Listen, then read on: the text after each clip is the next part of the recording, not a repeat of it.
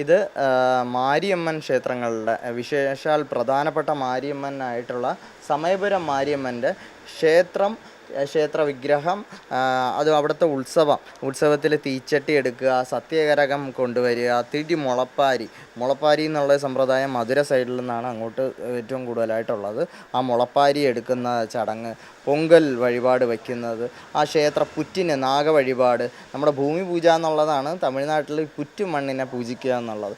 അതെല്ലാം നാഗം എല്ലാം ഉരകങ്ങളെല്ലാം പൂജിക്കുന്ന ഒരു സമ്പ്രദായമാണ് നമുക്ക് ഹൈന്ദവരിലുള്ളത്. അപ്പോൾ അതെല്ലാം ഒരു പ്രതീകാത്മകമായിട്ടാണ് ഇതെല്ലാം ഒരുക്കി നമ്മുടെ സമയപുരം മാരിയമ്മൻ ക്ഷേത്ര ഉത്സവമാണ് ഇപ്രാവശ്യത്തെ. ഈ ഭാഗത്തായിട്ട് എൻ്റെ ഇഷ്ടദൈവം കൂടെയാണ് മാരിയമ്മൻ. അതുകൊണ്ട് മാരിയമ്മൻ്റെ ഒരു ഉത്സവം ഞാൻ ക്രിയേറ്റ് ചെയ്തിട്ടുണ്ട് ഇവിടെ.